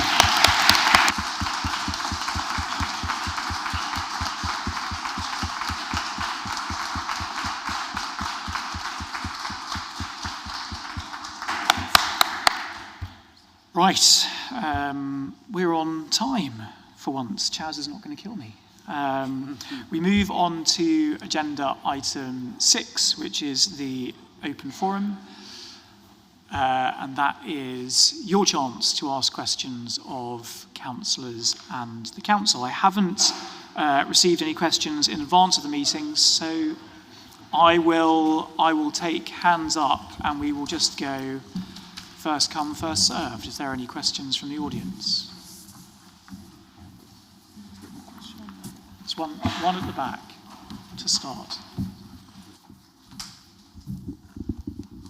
Good evening.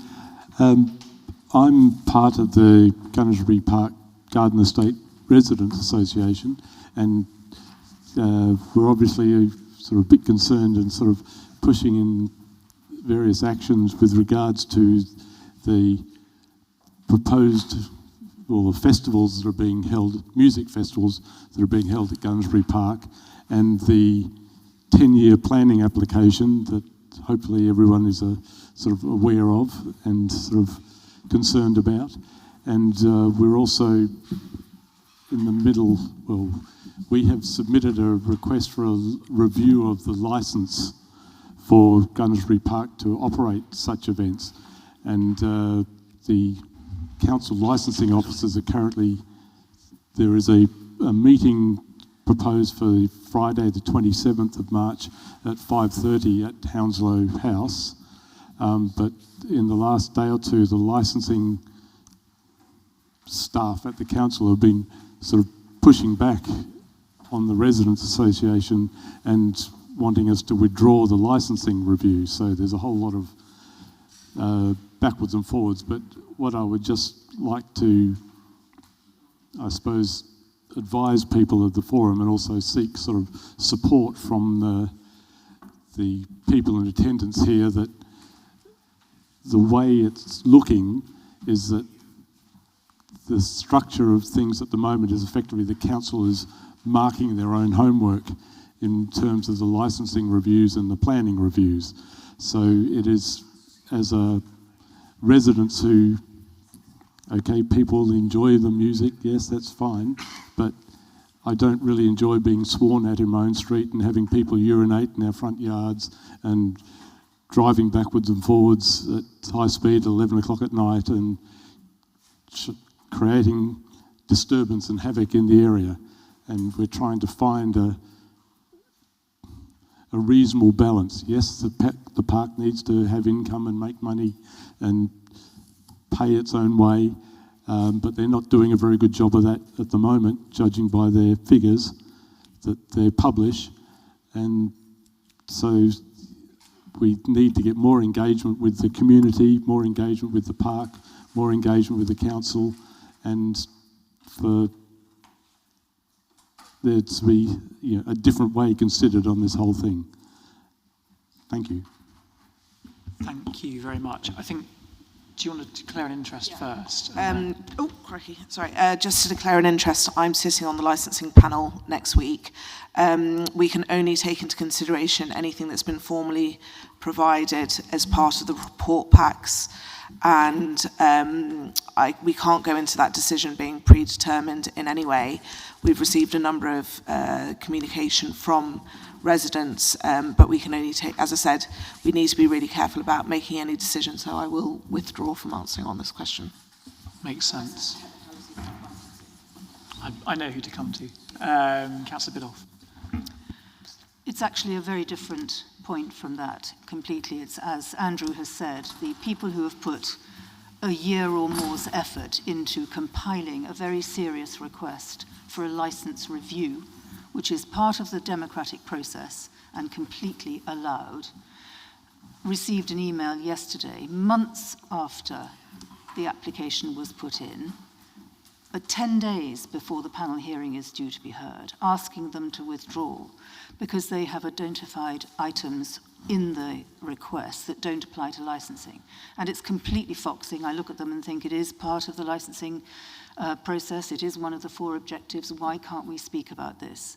So having been alerted to it yesterday by the Residents Association, and I wrote immediately, and Ron supports this as well, and so does Vikram, to say that this was absolutely disgraceful behaviour, to leave, given that they have had this application for months, not at any point to have raised anything with the residents to say it's not compliant if that's what it isn't, and we don't know, not to have said anything to them, not to have asked them to a meeting to discuss it. It's an absolute disgrace to do it 10 days before a panel hearing, which has already been set with members due to hear the panel hearing. So, as I said, I've written to them, and before I did that, I wrote to say, how are you going to manage this with over 110 objections? In theory, every objector is allowed to speak. How are you going to manage that?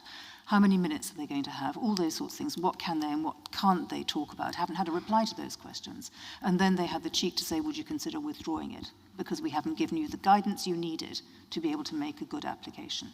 So I'm on the side of the residents, as are my colleagues in Chiswick Gunnersbury Ward, and we will fight this and we will take it to the top. I think the leader's just left, unfortunately, but we will be taking it to him and the Chief Executive if I don't get a satisfactory reply tomorrow.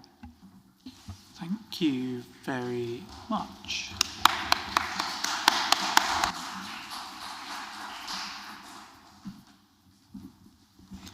Just a quick addition to that, and I've seen the email from Councillor Biddulph, very strongly worded and very, very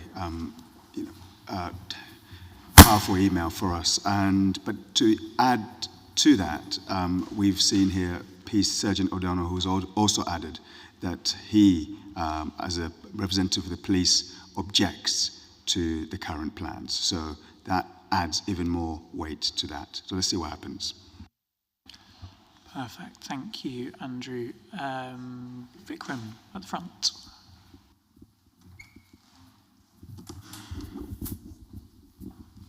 Thank you, Chair. This question is actually for you, Chair. As the only chair in this borough to actually have area forums go forward this month and actually go ahead as planned, and actually any council meeting, quite frankly, if we broaden that out to borough council, what makes you different to all the other chairs of council committees and meetings more broadly? Is it that Chiswick has now become the beacon of democracy for the borough? Based on the audience tonight, I appreciate the leader left, it's definitely become the epicentre. But what makes you different to other chairs?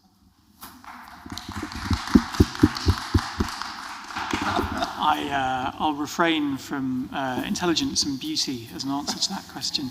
I I'll make a neutral point on this because as the chair, I can't be party political. I think area forums are an exceptionally effective way of engaging with the council and councillors. We've seen that tonight. I think we've spoken to so many great community groups over the past 4 area forums. We had there a live engagement between the leader of the council and the police sergeant advocating for more policing here. So I think this is a really important platform. It's regrettable that other areas don't have it this time around, and I hope that they do continue to have them post-election.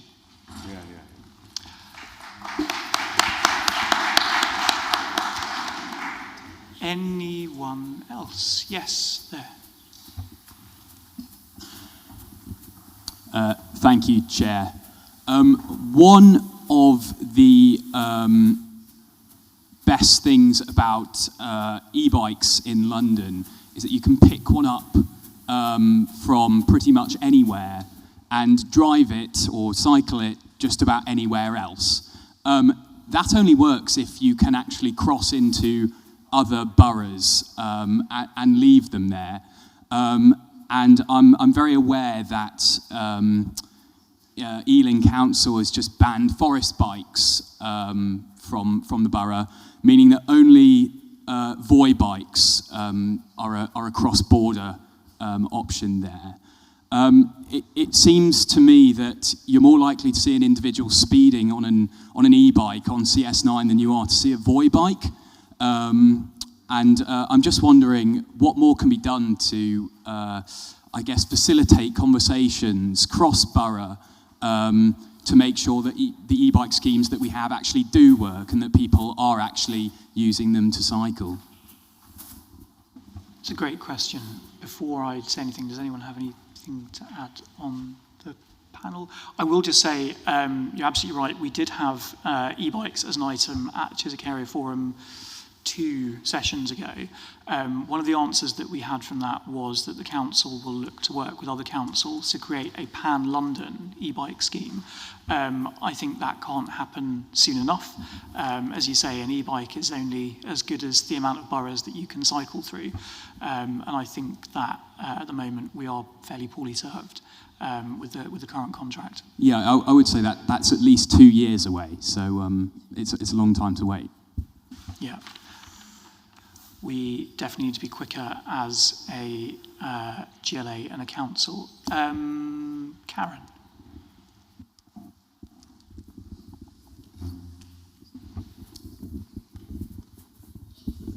Sorry, that was in answer to Lyndon, that was in answer to your question that I think Richmond have just banned Lime bikes as well. And so it's a mess. And clearly, it should be organised pan-London, because at the moment every council does what they feel is best, and what's best in terms of whether they want to allocate bays, whether they feel that Lyme are not, maintaining them properly, and so yeah, each one does its own thing, and it's ludicrous. But it's the same as the whole cycle thing, that Kensington, Chelsea can decide not to do cycle lanes, and some do. It needs a pan-London system, but that's a bigger question than this area forum can deal with. I'd agree, above my pay grade. Mike at the back. Mike for Mike. Hi, Chair. One of the issues that's really irked me and quite a lot of residents near Swanscombe Avenue in Chiswick is the issue of where all this pavement that was very beautiful has been replaced by tarmac, and that's been because Swanscombe is outside of just outside the conservation area, so pavement that's replaced isn't replaced like for like. And I was wondering, is there a process where that could be challenged, where the conservation area could maybe be extended and then the pavement replaced? Because there are a lot of people there who are quite angry about that. Yes, I will field this. It's an issue in Chiswick Hamefield. So Swanscombe Road's pavements were pretty dangerous. There was a lot of paving slabs that have been sort of pulled up. The council did agree to repave the entire road and make it safer. The way they did that, though, was to do it with tarmac, although it's not technically tarmac, is it? It's bitumen, which is slightly different. But to your point, it has changed the character of that road. It's just slightly outside of the conservation area, which is why they were allowed to do that. As ward councillors, we've taken it up with the Hounslow Highways team to ask for a review of that, because I think whilst it is now safer, it certainly could have been done in a way that was slightly more sympathetic to the character of that lovely area. Yeah. Next, Stephen, your hand was up.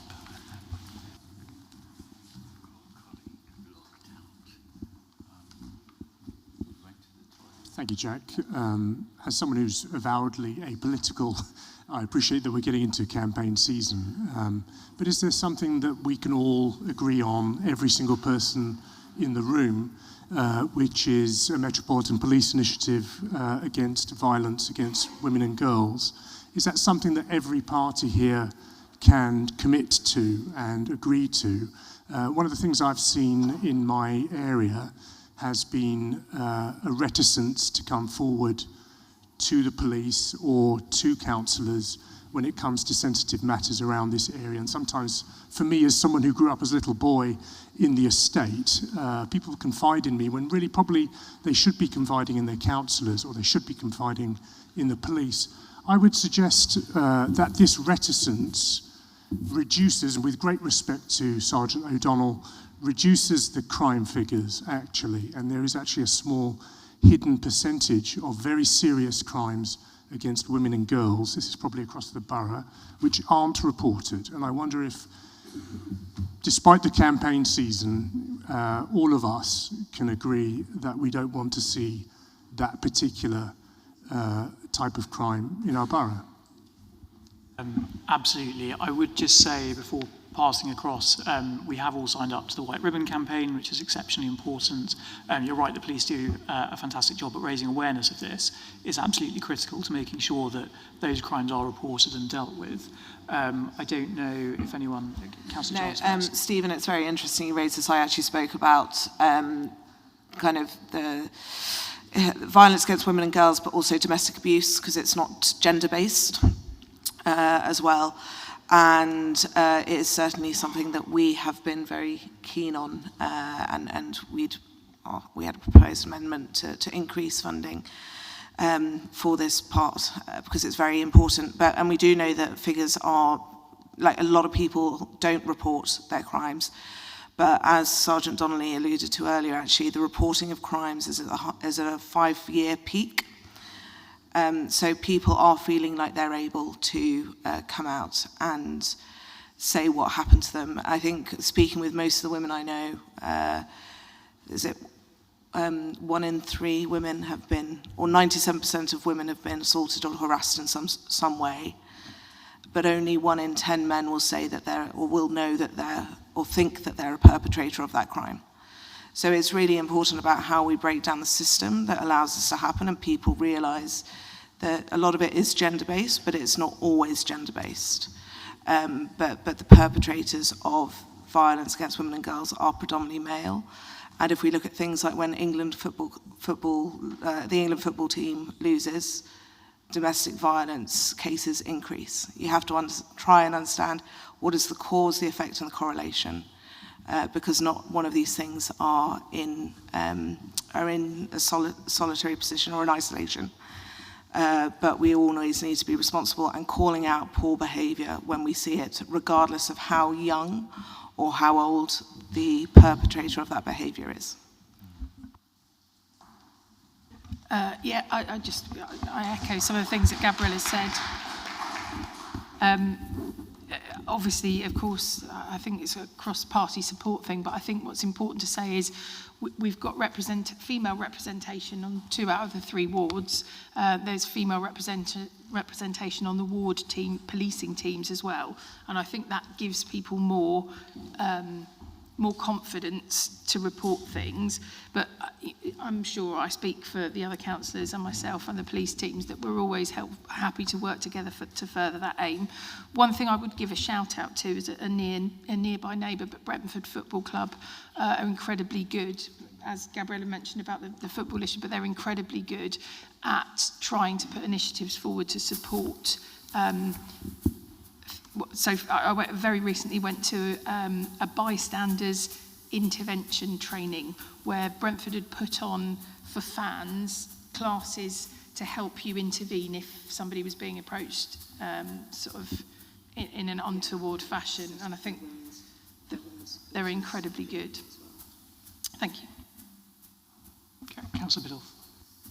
And just adding to that, Brentford Football Club has also installed safe havens, I think they're called, little kiosks where you can go, and if you don't feel safe, you can then connect with somebody and be helped out of the situation that they're in. They're putting more in. They're not just near the grounds, they're also around in other roads locally, and we're encouraging them to put them in as widely as they possibly can around the borough, because this is obviously a very important issue. Next question. Oh, yes, sorry, yes, apologies. Can we give you a microphone just quickly? Do I have to?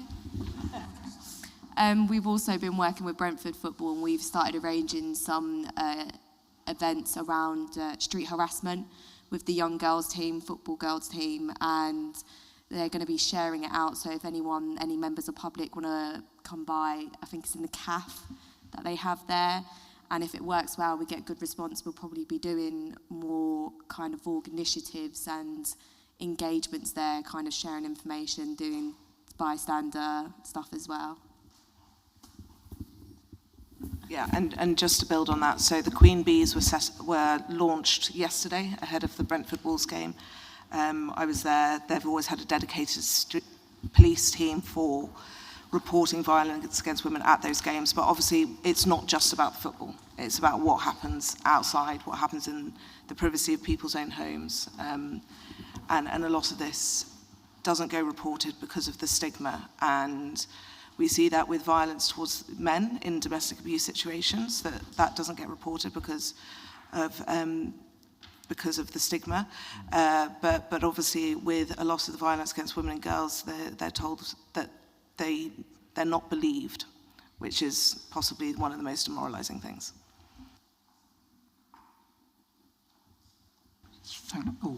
Very quickly. Very quickly. And remember, the Ask Annie scheme still exists. You can walk into many pharmacists and report, just say, can I speak to Annie? It's a bit like Ask for Angela, which is in pubs, and the pharmacy will respond with help. Thank you. In pharmacies, yeah. At the front. If I can ask Councillor Gill to take a relic up from his phone. In front of the kind of assembled mask of Chiswick residents, would you be able to explain why you don't seem to fancy being a Chiswick councillor anymore and why you're standing in Osterley instead?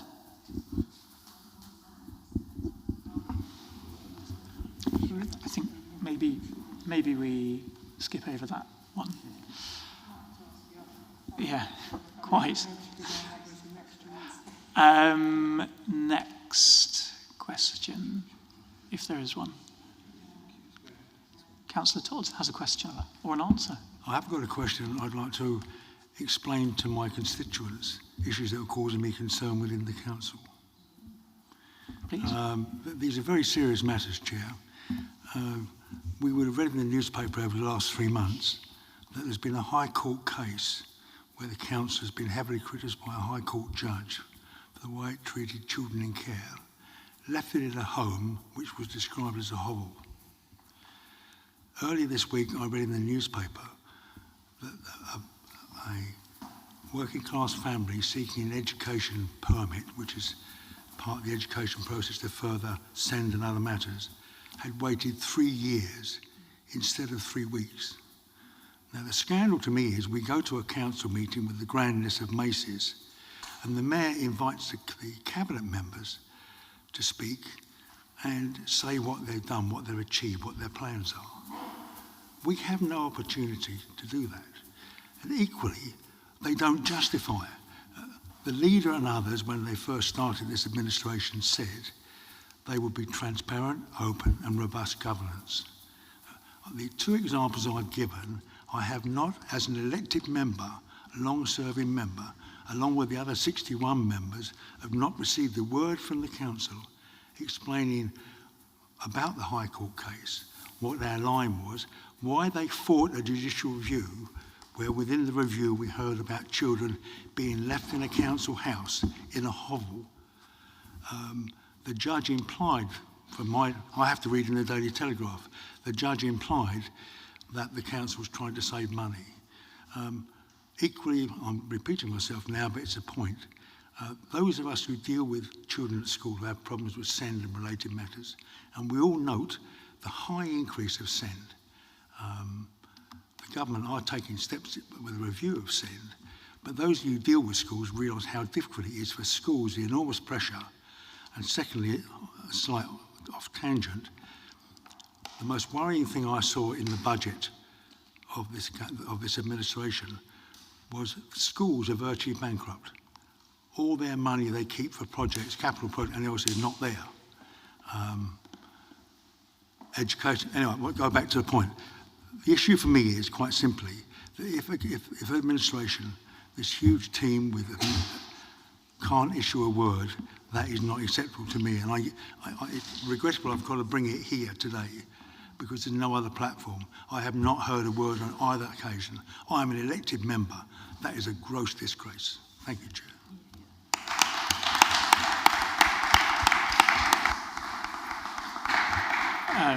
Thank you, John. We'll definitely note that. I share your frustration. I think this being the only sort of forum that we can bring that is totally incorrect because there's no chance for us to put questions to anybody who could answer that. But we'll certainly try and raise it through various different channels. Any other questions from the floor, or we will move on? We'll move on. We've had you already. That brings us to agenda item 7, which is the issue tracker. I don't want to go through it line by line, but is there anything that someone would like to add to it, perhaps? Bless you. Councillor Biddulph. Thank you, Chair. I had a very useful meeting this afternoon with the 2 temporary postmasters at Chiswick Post Office. This remains a very serious issue for residents, that we must have a post office in Chiswick, and this discussion with them was extremely helpful and will guide us in our efforts to ensure that they do find premises. One of the biggest issues is that their lease will be coming to an end soon, and they are homeless, but they also need less space and more usable space than they've got at the moment. So we're trying very hard to find them a location. I would like that to be added to the tracker, please. It's a huge issue for us. Absolutely, we can definitely add Chiswick Post Office to the tracker. Any other comments, additions, updates? Councillor Michise. If it's okay with you, Chair, on the same note, on a similar note, I'd like to add one new issue tracker, if possible, and that is on Duke Road, the pavement that is very narrow with the trees overgrowing. Councillor Biddulph and Councillor Gill are aware because it's in the ward that we represent, and it is something that the council has promised to look at in April, and we put it on the issue tracker so that it is at least not only looked at through the casework which we're doing, but it's also here at the municipal meeting that we have, and 4 times a year if we go ahead, of course. So can I request that we add that in, and I can give the details to Chasper? We certainly can add that in, and hopefully we'll have an update by the next meeting. Okay, if we are done, then we'll move on to, was that a yes? No, oh yeah, sorry, that was a yes, we are done, sorry, okay. We'll move on to agenda item 8, which is urgent business. There is none, which is great. So all it leaves me to say is thank you very much for attending and sticking with us this long. The date of the next meeting is the 16th of September 2026, which is in the new municipal year. And the meeting is now closed, but maybe now that Gerald has joined us, we can give a final round of applause for the fantastic service that we've had.